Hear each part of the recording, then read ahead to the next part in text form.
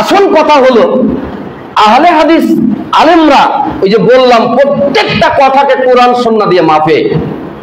এখন ফিলিস্তিনিদের পক্ষে যে জিহাদ করতে হবে 100% সঠিক কথা, কিন্তু জিহাদ করার মানদণ্ডটা কি?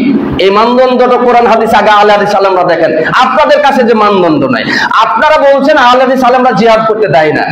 আচ্ছা, আমার প্রশ্ন হলো আপনাদের জিহাদ করা যখন এতই জরুরি দরকার, তো আপনারা যাচ্ছেন না কেন জিহাদ করতে? আপনারা ফিলিস্তিনে যাচ্ছেন না কেন? এই দেশে বসে আছেন কেন? আহলে হাদিসের আলেমদের মাসালা ফতোয়ায় কি তাহলে আপনাদেরকে বাধা দিচ্ছে যেতে নাকি? আমাদের ফতোয়ায় কি আপনাদের জন্য ফিলিস্তিন যেতে বাধা না কোনটি? যদি ফিলিস্তিনের পক্ষ এদেশের মুসলমানের অস্ত্র ধরা সেখানে যাওয়া এখন ফরজ হয়ে থাকে, তাহলে আপনারা বসে আছেন কেন, যাচ্ছেন না কেন? এইটা আমার প্রশ্ন। মূল কথাটা কি? মূল কথাটা হলো এই যে স্রোতের সাথে খড়কুটা যেভাবে ভেসে যায়, আহলে হাদিসরা এভাবে ভেসে যে কথা বলে না। নীতিমালাটা হলো, জিহাদের নীতিমালাটা হলো বেশ কিছু শর্ত আছে। তার গুরুত্বপূর্ণ একটা শর্ত হলো ইন্নামাল ইমামু জুন্নাহ, ইমাম হচ্ছে ঢাল স্বরূপ। একটা রাষ্ট্রের যিনি প্রধান, ইমাম হচ্ছেন ঢাল স্বরূপ। ইকাতালু মিন ওয়ারাইহি, জিহাদ করা হবে, লড়াই করা হবে তার পিছন থেকে।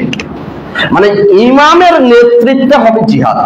আমাদের দেশের সরকার যেদিন ঘোষণা দিবে চলো ফিলিস্তিনিদের পক্ষ হয়ে সংগ্রাম করতে হবে, এই জন্য সেনাবাহিনী পাঠাবে, পুলিশ পাঠাবে, আরো কিছু পাঠাবে, তখন আমরাও জনগণ যার যা আছে সেটা নিয়েই সরকারের পিছন পিছন বেরিয়ে পড়বো, তখন হবে আমাদের জন্য জিহাদ ফরজ।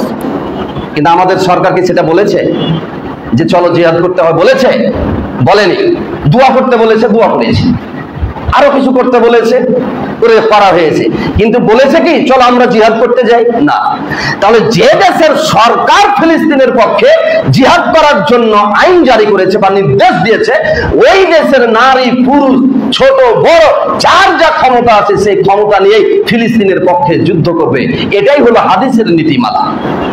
এখন আপনি যদি হাদিসের নীতিমালা না মেনে বলেন আহলে হাদিসরা জিহাদ করে না, জিহাদ করে না, জিহাদের পক্ষে কথা বলে না, বেটা আমি বলবো তোমার জিহাদের কোনো জ্ঞানই নেই, তোমার জিহাদের কোনো ধারণাই নেই। জিহাদ কথাটাই তুমি শুধু বুঝেছো, জিহাদের ফজিলতটাই বুঝেছো, কিন্তু জিহাদ কখন কিভাবে করতে হয় এ সম্পর্কে তোমার বিন্দু মাত্র জ্ঞান নাই। তাই তুমি এই কথাগুলি বলো। ল্যাপের নিচে শুয়ে আছো কেন? ফেসবুক নিয়ে পড়ে আসো কেন?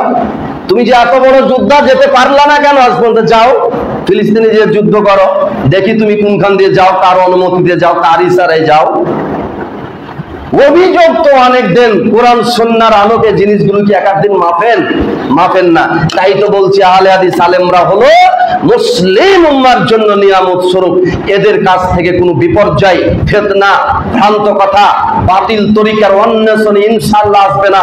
কোরআন সুন্নাহ দিয়ে যে কোনো পরিবেশ পরিস্থিতির মোকাবিলা করে, কথা বলে, বক্তব্য দেয় কোরআন সুন্নাহর আলোকে, কারো ব্যক্তিগত রায় যুক্তির আলোকে এরা বক্তব্য দেই না। অতএব ফিলিস্তিনের জন্য জিহাদ ফরজ আমিও বলছি, তবে কারা জিহাদ করবে কাদের জন্য ফরজ? যে দেশের মুসলমান সরকার এটা নির্দেশ দিয়েছে তাদের জন্য ফরজ। আমাদেরকে যদি নির্দেশ দেয় বা আমাদেরকে যাওয়ার যদি অনুমতি দেয় বা আমরাও গেলে যদি কিছু না বলে সরকার, তাহলে কোনো সমস্যা নেই। কিন্তু আপনি জান তো দেখি, ফিলিস্তিনে জিহাদ করতে যাচ্ছি বলে আপনি ঢাকা বিমানবন্দরে যে জমা হন তো দেখি, আপনি যেতে পান কিনা? যেতে দিবে আপনাকে? যেতে পারবেন? যেতে দিবেন। তাহলে আপনার জন্য কিসের জিহাদ? তাহলে আপনি কি করবেন? দোয়া করবেন, কাঁদবেন, আল্লাহকে বলবেন আল্লাহ ফিলিস্তিনের জন্য একদম তুমি নেতা বের করো, তাদেরকে উদ্ধারকারী বের করো, তাদেরকে হেফাজত করো, ইহুদিদের উপর লানত নাজিল করো, ইহুদিদেরকে ধ্বংস করো, গজব নাজিল করো, এগুলি বলবেন। আপনি কিসের জিহাদ করবেন? আপনাকে সরকার অনুমতি দেয়নি তো। তাহলে